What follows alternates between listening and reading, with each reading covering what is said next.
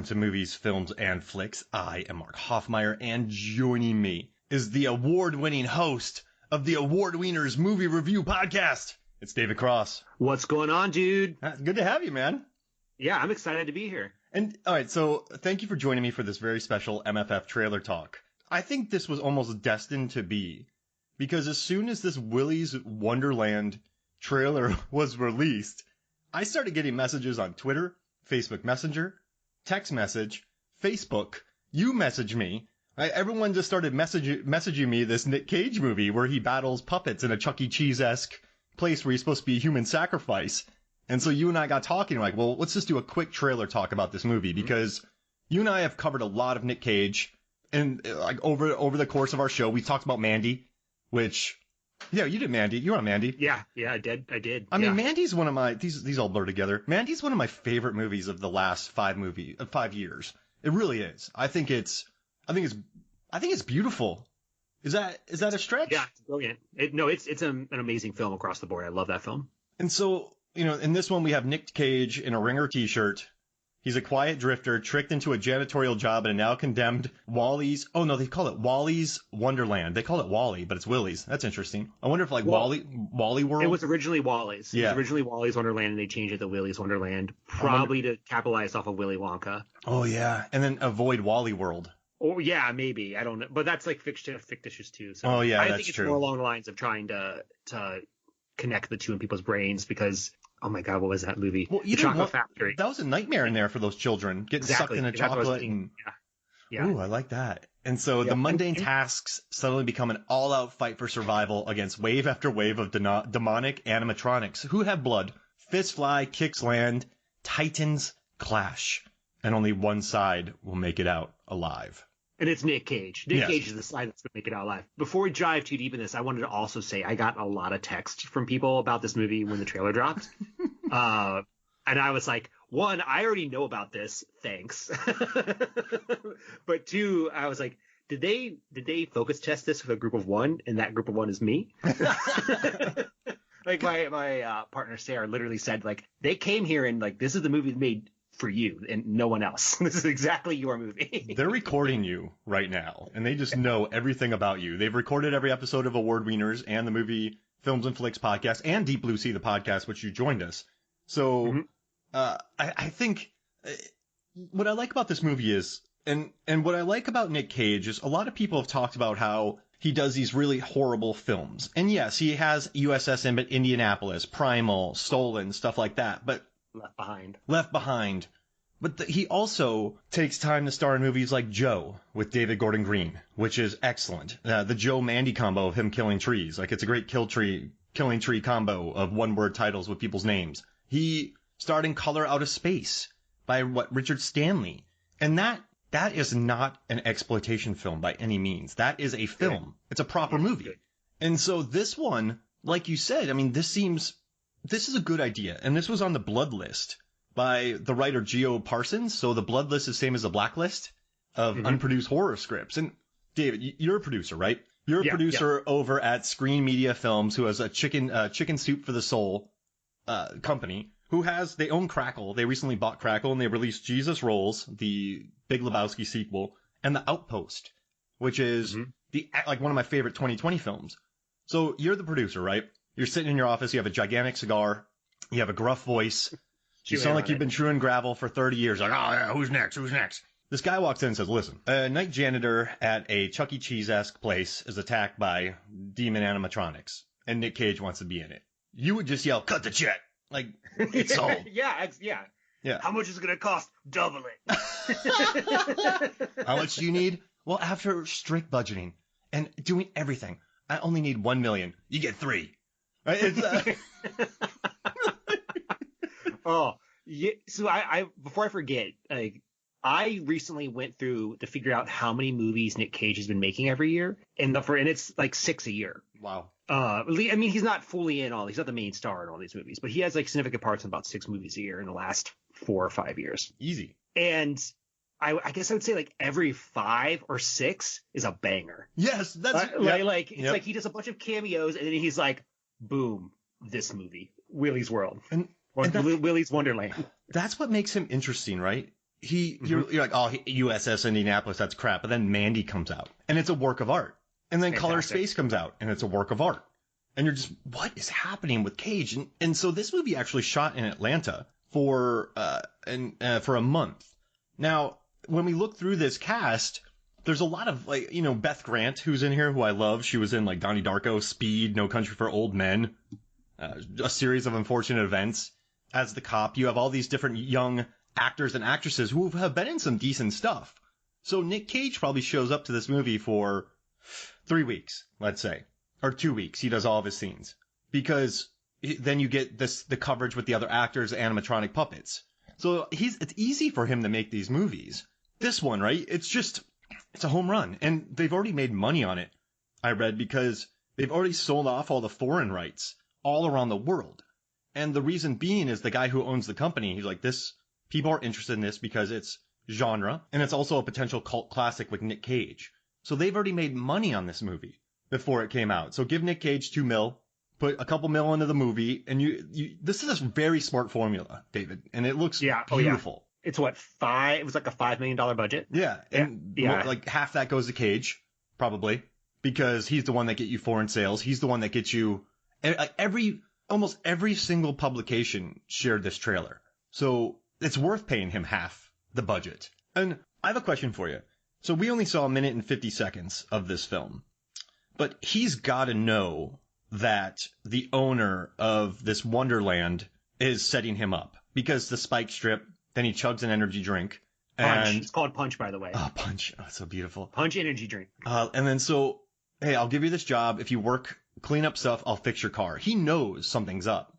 I bet you he's going in there to wreck stuff. What do you think? Yeah, there's something going on here that the trailer is trying to not let out. I mean, I saw this as a modern Western mashed with horror. This is a guy who doesn't speak. And it's, from what I understand from reading about this film, Nicolas Cage has basically no lines, like none.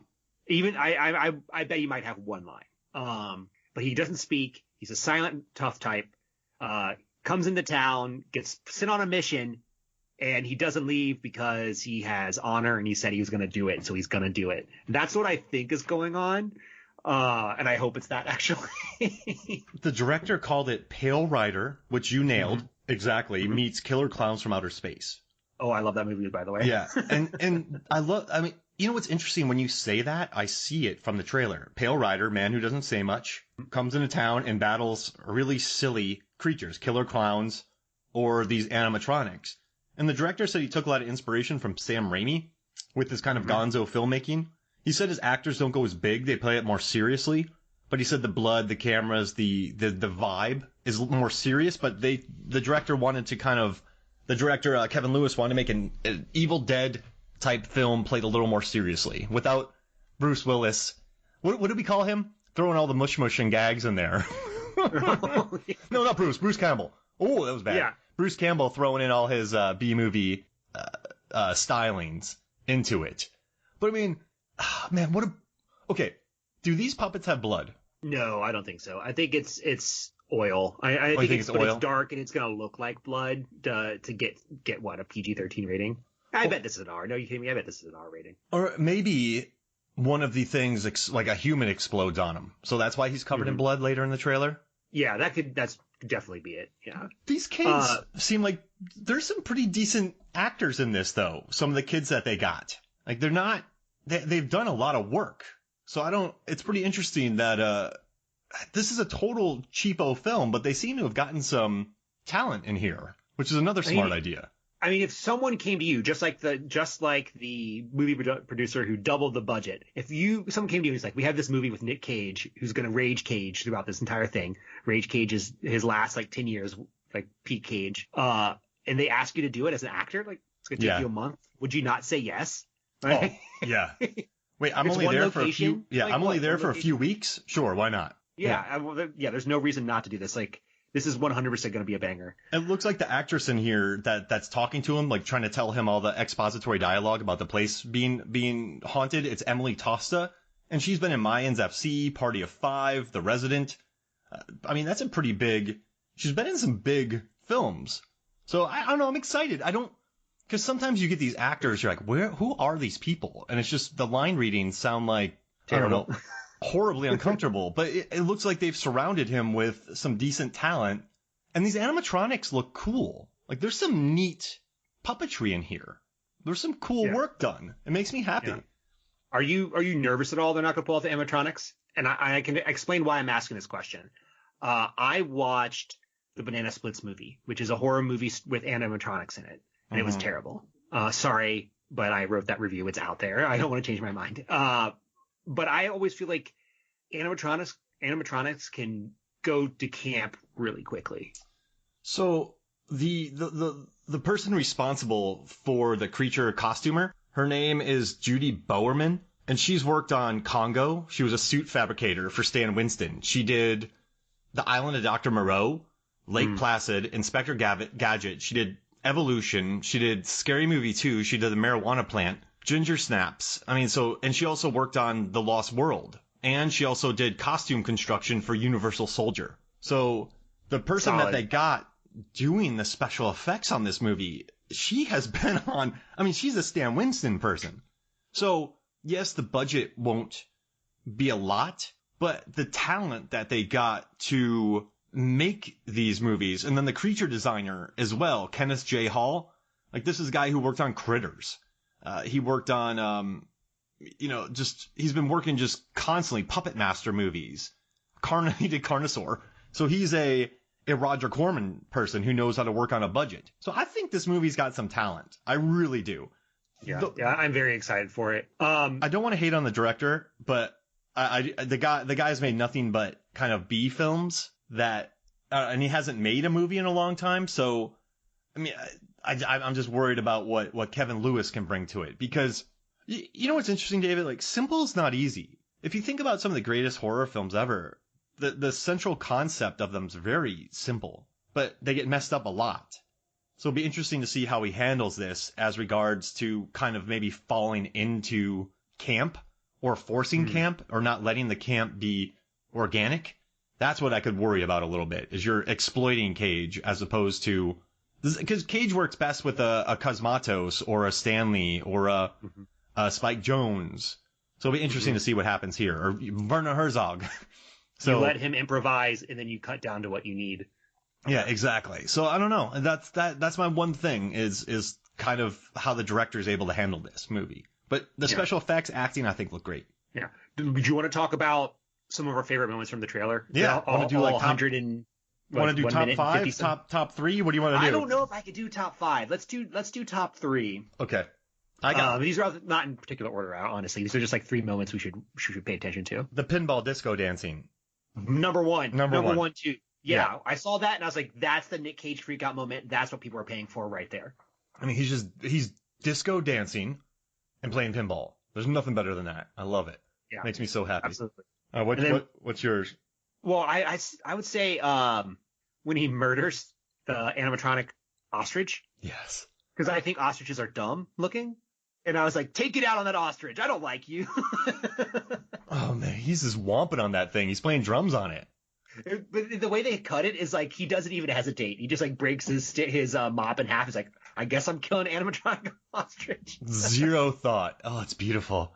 It's very. I wonder if he's channeling his Kurt Russell from Soldier. Oh yeah. It's been a long time since I've seen that one. We got to say the beginning, right, where his Chevy gets the tires spikes, take out his tires. He looks around and then he just immediately chugs an energy drink.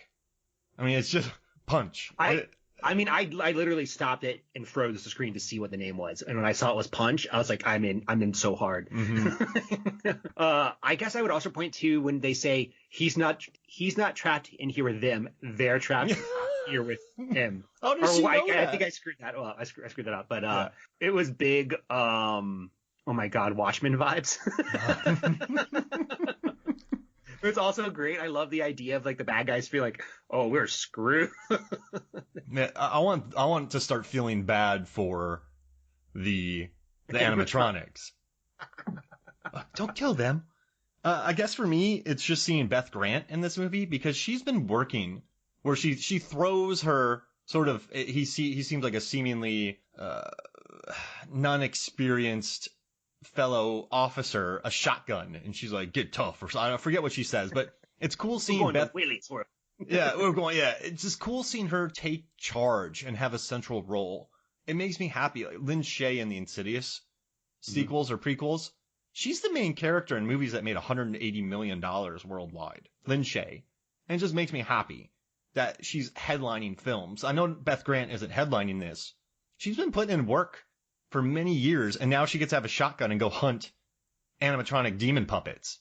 So that's my second, just seeing her toss a shotgun. I was like, what is happening? This is beautiful. Yeah. Well, I guess my final one, if you don't count that we both did the same one for number one, is sort of the implications of fighting people inside a funhouse in a Wonderland, in a Chuck E. Cheese. And immediately when I saw this film, my mind started going, what are the crazy kills that are going to happen with the machines that are in there? Are they going to beat someone to death with the mole thing? Like the mole game. Oh, are they gonna try to drown someone in a ball pit? Or like, what's going to happen in this place that is like you have to do something with? Like pizza dough, kill oven, somebody. Right? You have to put someone through the pizza oven. Like otherwise, why even make this movie? Oh, that's beautiful. Oh yeah. There looks like there's gonna be a kitchen fight, and you know I love kitchen fights, David. Mm-hmm. My number one, he puts duct tape on a cut. Is it getting hot in here? Isn't that amazing though? It is really good. I got a cut. Really good. I'll put duct tape on it. It says everything you need to know about the character, and I think it's interesting. Like I have a feeling that this guy either knows what he's doing. He came to town to take this out because someone else died there, or like you said, he's trying to finish his job so he can get his money and leave town. It's a neat concept, and putting this drifter Nick Cage in there. That's perfect casting. Yeah. Perfect I can't wait. I have some questions, some random questions for you based off this trailer. How stoked are you this compared to Mandy? Like when you saw the Mandy soundtrack, we were like, this looks great. Or like, I'm just trying to see, like, gauge your level of excitement compared to Mandy. Okay. So Mandy, you can't top Mandy because that's a 90% film made by Panos Cosmatos that was art.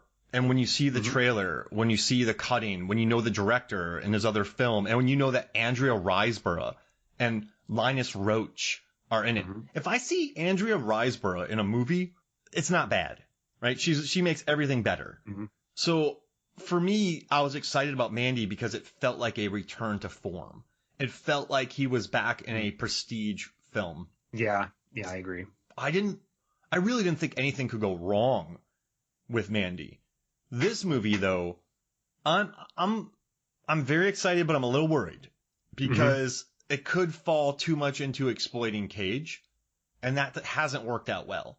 So I'm hoping that the good cast and the solid script that was on the blood list and the solid animatronics can create something fun. I hope it's 80 minutes long. I'm not quite sure if I can see the time of it. But no, I'm not. Compared to those movies, this is much less excited for this. Yeah. What about you? I would gauge this. I am less excited for this than Mandy, but I am still very excited. It's like a 10 versus an 8. Yeah. You know what I mean? It's like I'm going to see them both. I do also worry a little bit about, like, how do I put this? Not utilizing Nicolas Cage correctly because he makes choices. And if you're not strong enough to either understand and go with his choices or push back and edit those choices out, your film's going to look really wacko. Like, so for example of this, I recently watched Jiu-Jitsu, which is a comic book action movie. Nick Cage is in it, and he has what I'm going to describe as the most Nicolas Cage moment of any film I've seen. And I don't want to ruin it too much, but I would say that the scene doesn't work in the film. It's a great Nicolas Cage scene. Like, you watch this movie and you're just like, this is great. But like as a film, you're like, I don't understand what's happening. So I agree with your sort of assessment that I am apprehensive about Kevin Lewis directing it. But I believe the producers are the same producers who did Killer Clowns from Outer Space. So like that gives me hope. Oh, this has big names on it. Yeah, the producers are big. Yeah. So maybe they just hired a director. That's interesting. I hope the director doesn't think we're dunking on him. It would just be interesting to see because remember in Mandy, the bathroom freak out. He's freaking out because his wife was just or partner was burnt to death, and there were some weird Cenobite bikers, and it's a justified freak out. Yeah, exactly. That freak out works out in accordance to that. So, I don't know, but I will say, though, I'm leaning closer towards it being an excellent film. I mean, I was looking at the specs of this movie, and they shot with ARRI Alexas. They use like these cool PS Technique Evolution anamorphic lenses. That's a great camera. And so they have a good camera, they have a good cast, experienced producers. So if I had to put money on this going one way or the other, I'd probably say I'd lean more towards the positive end of it, just because, I don't know, the talent involved. But I am a little worried. Yeah. I'm worried. Yeah. I'm worried. It's not worried, apprehensive. Yeah, there it is. That's a great word. Yeah, you're like you want it to be great. You want everyone to do great. You're just, Cage does 6 movies a year, and again, 4 of those are probably bad. So you gotta hedge your bets. Yeah. Yeah. I would say that. I guess we would be remiss if we didn't talk about the similarities of this movie to the oh my god, I just blanked on the name. Five Nights at Freddy's. Yeah. So I am not familiar with that video game. I know it came out in 2014 or 2015. I can't remember which one. It's very popular. And it's about a security guard who has to survive X nights in essentially Willy's Wonderland or a Chuck E. Cheese. Mm-hmm. There does seem to be a lot of similarities, but there also seems to be enough differences that it's fine. Like the idea that Five Nights at Freddy owns killer animatronics, not true. Nowhere near the truth. Yeah. Like people have been making fun of like how scary animatronics are for 30 years. Like it's fine. I'm not worried about it. And I also read that Blumhouse is producing a film for Five Nights at Freddy's, and so Jason Blum was like, it's still being worked on, but then the creator of Five Nights at Freddy was like, we've set out a script and it's coming out or start filming in 2021. So it's like a little like unclear what's happening to it, but it seems to be being worked on. I mean, I typed in Willy's Wonderland lawsuit just to see. I did too. Yeah. And nothing popped up. And nope. Blumhouse is on it, man. I mean, they wouldn't have let this movie happen. That's big Universal business. So this must have had enough difference. I mean, the script was on the blood list for who knows how long before, maybe, it was on the blood list before Five Nights at Freddy's. So, I mean, there's no lawsuit, so I think it'll be fine. One of the producers on this movie is Adam Rifkin, the guy who directed Detroit Rock City and wrote Small Soldiers. No, really? Yeah. There's some interesting names on these movies. So, again, Nick Cage beating up animatronic killers. Sign me up. How much do you want? You want me to just hang out and give you my advice? Okay. Oh man, that's yeah. Like, what other people do they go to for this? Like, you go to Cage. Who else do you go to? Like, I don't know. Oh man. This is a movie Bruce Willis would have done 100%, except he hasn't done a good movie in 7 years. Walton Goggins? Yeah, that'd be really good. Timothy Olyphant? Maybe. I mean, he's Timothy Olyphant's really good. He would have maybe done this. Yeah. Aubrey Plaza? Can we talk? I mean, this is sidebar, but Aubrey Plaza is doing work. Yeah. Like, the stuff she's been doing in the last 5 years, everything I see, I'm just like, wow, you are an actress. You are really, really good. I just watched Black Bear. Awesome. And Ingrid Goes West. Yeah. And she's crushing it, man. Legion. She would be a really good choice for this movie now that you mention it. Legion's one of my favorite TV shows of recent memory, so I love that. I mean, I think Anthony Mackie, he's been doing a lot of funky movies. He'd be fun in this. I don't know. Yeah. Sky Atkins. It almost works better as someone who is older and quiet. It's like they have the ability to act with their body and not just use words. Like, 'cause this is all going to be Nicolas Cage grunting and shifting and reaction shots. And that's a tough role, I think. I think that's a tough position to put an actor in. It's going to be interesting to see how the younger actors can handle the expository dialogue. And there's going to be some gratuity in this. You saw some of these scenes. Like, they're going some full gratuity on this. So it'll be interesting how that blends in as well. But, all right, we've never done this. This is our trailer talk. Odds. What are the odds that this is fresh or rotten? Oh, I would say this is going to be 85% fresh. Really? Yeah, I think this movie is going to be fresh. Like as long as there's no like campaign to tank it, I think it's going to be fresh. Oh man, I'm going to say 59%.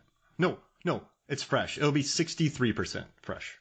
Okay. Yeah, I mean you're probably closer, but I'm going high. I'm going high.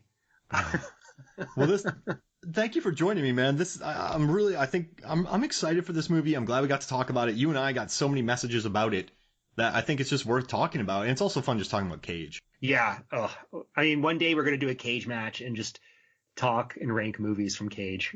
I'm in. Let's do it. Let's do it now. All right. So first one, this movie. Yeah. Mandy. Whoever gets Mandy wins. Period. Done. Yeah, exactly. Oh gosh, so good. And I just did a Raising Arizona episode with Norbert, and I adore that movie. Holly Hunter slept on though in that film. Holly Hunter is like my favorite part of that. But hey, thank you for joining me, David. Thank you. This is great.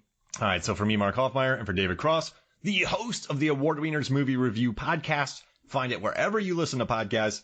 David talks about Best Picture winning Academy Award films. That makes sense. I said it backwards. And they also come up with a hot dog recipe. It's wonderful. They have covered half the movies by now. We are up to we're in the mid-50s. My latest episode dropped this week. It was How Green Was My Valley, which famously beat out Citizen Kane in 1941. I describe us as lowbrow conversation about highbrow movies. Oh, I love it. All right, hot dog recipe real quick about this movie, and then we're getting out of here. Oh, this is really hard. Like you can't have like a metal hot dog. Going, ooh, yeah, okay. Let me think about this. Cheese dog. I think it's some type of pizza with a hot dog on it. Like it's gonna be like a really crappy, flavorless pizza with hot dog slices on it. That's mushy and not fully cooked, because that's all the pizza at Chuck E. Cheese. I love it. Or an emu burger or emu dog. I've had ostrich burgers. They taste like nothing. Like they're chicken. It tastes like chicken. That's not a joke. They literally do. All right. Well, thank you for joining me, man. Thanks. This is great. All right. So for me, Mark Hoffmeyer, for David Cross, this is Movies, Films, and Flicks. We'll see you next week.